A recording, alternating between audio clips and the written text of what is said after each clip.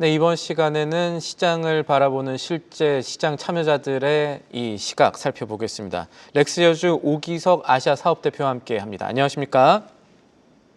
네, 안녕하십니까. 오기석입니다. 예, 대표님. 에이펙 정상회의 이후에 이 기술주 투자자들이 지금 좋아할 만한 장면들이 여러 나왔습니다. 그 가운데 하나가 이제 젠슨 왕 CEO의 한국 반환 이후에 굉장히 어떤 긍정적인 모습, 뭐 치킨으로 대변되지만 사실 더 중요한 것들이 많거든요. 글로벌 AI 공급망 지금 이 회동이 어떻게 재편될 가능성이 있다고 보십니까? 네, 저는 이번 그 에이펙 정상회의가 굉장히 다양한 측면에서 긍정적인 결과를 가지고 왔다라고 생각하는데, 특히 이번엔 경주선언 같은 경우는 글로벌 AI 거버넌스의 중요한 이정표가 될 것이다라고 생각을 하고 있고요. 특히 또 회원국들 사이에서는 이제 AI를 어떻게 안전하고 또 윤리적으로 사용할 수 있을 것인가, 라는 논의, 그리고 이제 기술 도입에 뭐 제도적 기반을 마련했는데, 결국 이런 것들이 결국 젠슨왕이 이끌고 있는 엔비디아 의 AI 산업의 하드웨어적인 측면에서 굉장히 구체적인 협력을 가져오게 되었다라고 평가할 수 있고요.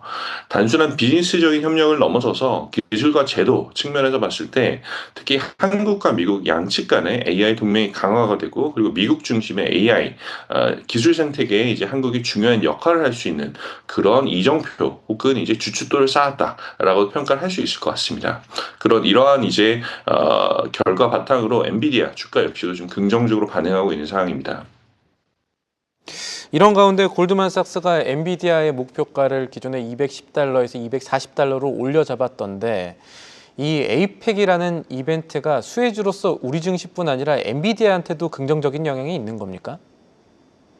네, 저는 충분히 있다라고 생각하고 있고요. 지금 골드만삭스 같은 경우는 향후 12개월 목표 주가를 210에서 240달러, 그러니까 14% 이상 상향 조정을 했고, 뭐 여러 가지 에이펙 내 발표가 있었지만, 에이펙 기간 중에 발표되었던 한국 기업들 간의 대규모 MOU 같은 경우는 엔비디아의 데이터 사업, 데이터 센터 사업 매출 부분이 앞으로도 여전히 끝없는 수요가 있을 것이다, 라는 거를 이제 반영을 했다라고 평가를 하고 있고요.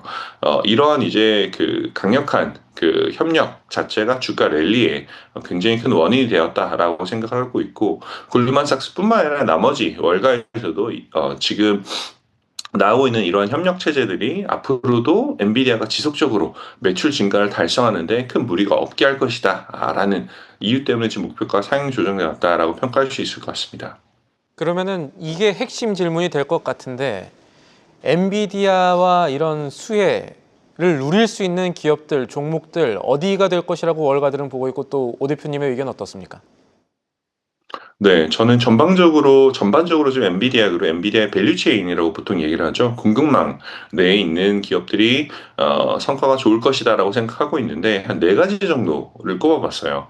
반도체 장비 소재, 그리고 패키징, 그리고 메모리 반도체, 네트워킹 인프라, 네 가지 지금 수혜 섹터들이 있는데, 우선 하나씩 보면 첫 번째로 반도체 장비 소재 기업들 같은 경우는 어플라이드 머터리얼즈라든지 아니면 KLA, 그리고 램리서치 같은 기업들, 결국은 엔비디아가 GPU를 제조하기 위해서 최첨단 반도체 장비가 필수적인데, 이런 것들을 공급할 수 있는 기업들이 1차적인 수혜를 얻을 수 있다라고 생각을 하고 있고요.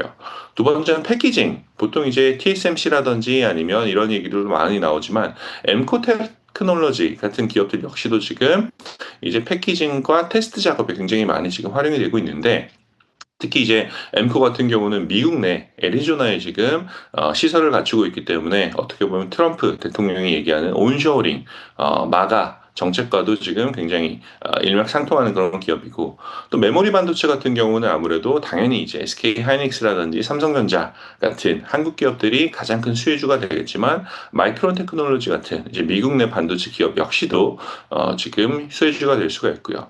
그리고 네 번째는 최근 들어서 가장 조금 더 많은 관심을 갖고 있는 기업들인데, 브로드컴이라든지 마벨 테크놀로지 아니면 벌티브 같은 이런 기업들이 AI 데이터 센터 내 GPU 간의 초고속 통신을 위해서 활용이 되는 그런 기업들입니다. 그래서 그 데이터 전력의 센터의 뭐 전력이라든지 냉각 인프라까지 이제 최근에 많이 포커스가 되고 있는데, 이런 대표적인 기업이 버티브 홀딩스 같은 기업들이어서 이런 전반적인 인프라 종목들까지도 어떻게 보면 앞으로 더 많은 관심을 가질 가능성이 높겠다라고 생각하고 있고요.